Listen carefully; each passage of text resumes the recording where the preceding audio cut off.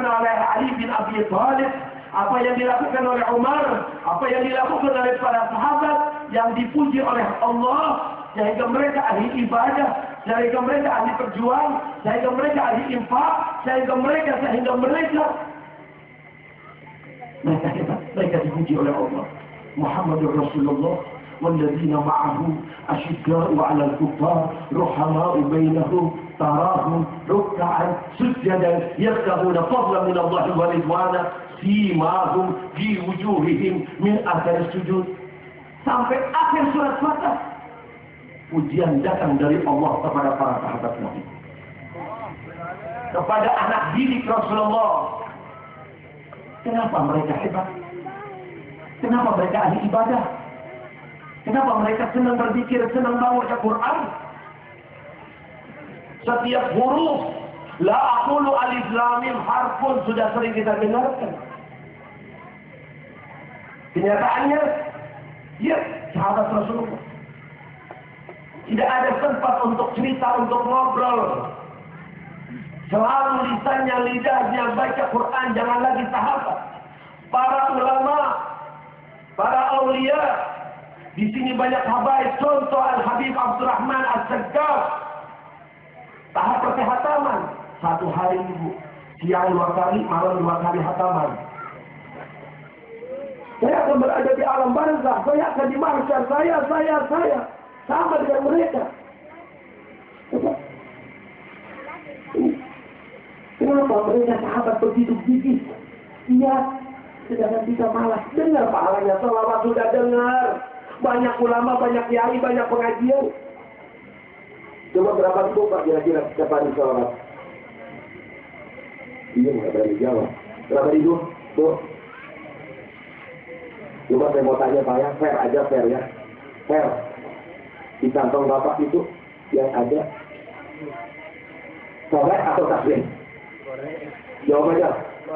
Korek atau tasbih? Korek.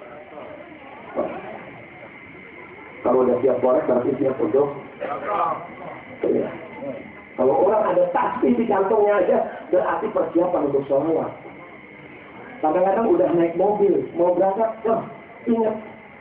Bahwanya yang ahli tasbih, bahwanya tasbihnya ketika bahkan semua itu datang setelah mereka betul-betul mengidolakan Nabi Muhammad. Setelah betul-betul mencintai Rasulullah. Setelah betul-betul tahu siapakah Habibuna Muhammad. Sedikit saya ceritakan bagaimana kecintaan para sahabat terhadap Nabi Muhammad. Ini kunci. Cinta adalah suatu kekuatan yang luar biasa. Yang cinta bola, keluarkan untuk bola. Cinta ini, cinta perempuan, cinta tidak masalah. Jangan lagi harta, nyawanya melayang tidak masalah. Kekuatan cinta luar biasa. Kekuatan ini, cinta ini, mereka tujukan kepada Habibuna Muhammad. Sehingga apa saja yang diperintahkan oleh Nabi Muhammad. Bayangkan, di sini banyak anak muda berhadapan, berangkat nyawa dan nama, bisa-bisa pulang hanya nama dengan pedang. Betul-betul bukan model orang-orang, maaf mungkin saya keterlaluan, kebelinger, model teroris. Islam tidak kenal semacam itu. Itu perlu disadarkan. Kapan orang kafir itu menjadi musuh kita? Kapan kita dilarang memerangi mereka? Nanti itu ada pembahasan sendiri lah. Mari saya di Semarang sama Kapolda bahas masalah ini. Jangan lagi orang kafir. Pohon nggak boleh. Ini Islam itu betul-betul ada aturannya. Bagaimana pesan Nabi Muhammad? Nabi Muhammad tidak mengenal balas dendam. Sekalipun diginikan tidak. Tidak ada suatu musibah lebih besar yang musibah menimpa kepada Nabi Muhammad.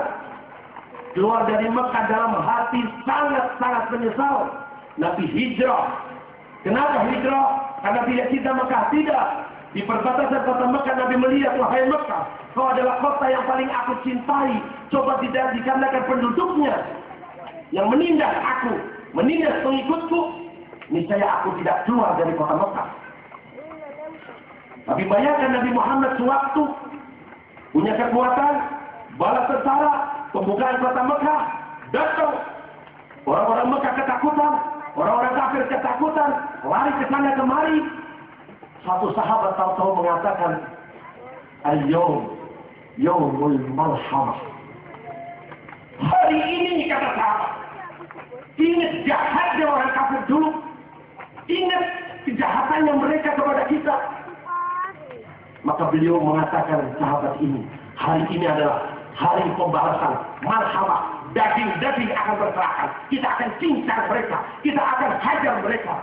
Terdengar Habibuna Muhammad, terdengar Rasulullah. Apa yang dikatakan oleh Rasulullah, justru beliau menjerit, tidak. Al-yawm, yawmul marhamah. Bukan malhamah, marhamah. Hari ini adalah hari saat kita untuk berbelas kasih. Ini betul-betul efek samping dari mereka ini kita semua, Pak. Saya kemarin bikin operasi di Singapura 2 jam. Mau hadir call. Mungkin dilihat mukanya ini fisik teroris ini. Dendam saya. Berkali-kali kita masuk. Kok saat ini? Aduh. Ya Allah. Karena pulang mereka. Jadi kita kembali lagi ke topik kita. Jangan yang bikin bingung saya. Aduh. Bisa nggak di?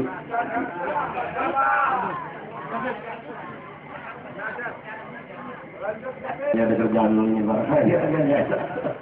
Terus kan dikit lagi aja dikit ya. Namanya banyak. Yang jelas faktor penyebab kita ingin mudah berzikir, ingin mudah baca Quran, ingin mudah mengeluarkan sedekah, ingin mudah bangun malam, ingin mudah apa saja yang datang dari Nabi Muhammad. Anda coba duduk sejenak berpikir, kenapa sih saya ini malas? Sholat witir 11 rakaat saja malas. Bangun malam 10 rakaat sudah malas. Ya Allah, mau sedekah ambil ratusan ribu, ada orang mis berat. Kenapa mereka kok ahli sedekah, mereka ahli zikir? Saya pengen jadi orang baik seperti mereka, ingin punya bekal seperti mereka. Ini kuncinya di sini. Idolakan Nabi Muhammad. Cintai Nabi Muhammad. Hatimu penuhi bahwa kekasihmu adalah Rasulullah. Maka apa yang datang dari Rasulullah kita akan mudah menjalankannya.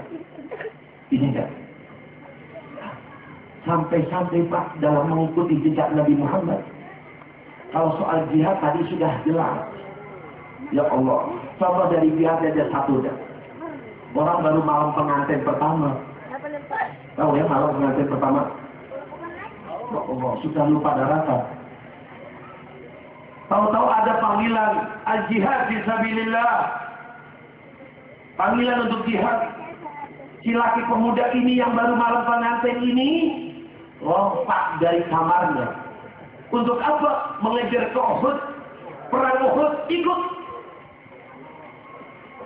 Kenapa? Karena dengar panggilan jihad. Ya Allah, kau baru malam pengantin. Kau katanya cinta sama istrimu. Apa saja yang datang dari Nabi Muhammad. Satu sahabat terkena tawanan perang. Orang kafir Mekah mengatakan siapa saja orang Islam terkena tawanan perang, penggal kepalanya, bunuh dia. Jadi bin Jabinah terkena tawanan perang. Angkunya sudah berada di sebelahnya, mau dipenggal kepalanya. Coba bayangkan kalau sebentar lagi mau dipenggal, hukum tembak mati. Apa yang terbayang kita? Apa arti hidup ini? Tahu-tahu Abu Sufyan datang, maukah aku pulangkan kau ke keluargamu, duduk bersama anak istrimu, tidak jadi dibunuh? Ya Allah, orang mau dibunuh, diberi tawaran apa saja mau diterima, asalkan jangan mati. Dan Nabi Muhammad akan berada di surga. Ya Allah, aku kalau masuk surga, surgaku pasti surga kelas berapa? Kalau Nabi Muhammad sudah bergelas, surga yang paling tinggi di Firdaus. Lalu apa artinya surga kalau aku tidak bisa bertemu dengan Nabi Muhammad? Aku di dunia ini, kalau ingat Nabi Muhammad, Aku cepat-cepat datang ke rumahnya. Aku sedang pergi, ingat Rasulullah, aku cepat-cepat pulang. Ini yang aku lakukan di dunia. Lalu bagaimana nanti di surga? Kalau aku masuk surga dan aku tidak bisa bertemu dengan Nabi Muhammad, pucat mukanya. Bukan bidadarinya, bukan istananya. Ingin bareng dengan Nabi Muhammad, sampai mukanya pucat. Mana ini semua dari kita? Ini sentral pusat daripada kebobrokan kita. Kita kikir, kita bakhil, kita malas, ibadah kita ini. Ini. Tidak mengenal siapakah Nabi Muhammad. Figur Nabi Muhammad SAW. Tempatkan Rasulullah di dalam hati kita. Tempat Nabi Muhammad dalam lubuk hati kita. Maka kita insya Allah akan mudah dalam hidup besok di akhirat. Amal kita tidak seperti amalnya orang-orang yang soleh, seperti mereka yang sudah ibadah, yang bangun malam, yang sedekahnya, yang Qur'annya. Tapi satu kabar gembira datang dari Nabi Muhammad yang sangat dicintai oleh sahabat Anas sewaktu mendengar hadis ini, di mana beliau sewaktu dalam keadaan khutbah, tahu-tahu satu orang bertanya, "Ya Rasulullah, kapankah hari kiamat itu?" Kiamat yang sangat menakutkan ditanyakan, sehingga Nabi tidak menjawab dan balik bertanya, "Fama a'datta laha?" Apa yang kau persiapkan untuk hari kiamat? Itu dahsyat, itu menakutkan. Kau sudah punya amal soleh banyak? Maka dia menjawab, "Tidak ya Rasulullah, aku tidak punya amal soleh banyak, tetapi di hatiku ada kecintaan yang sangat dalam kepada Allah dan Rasulnya."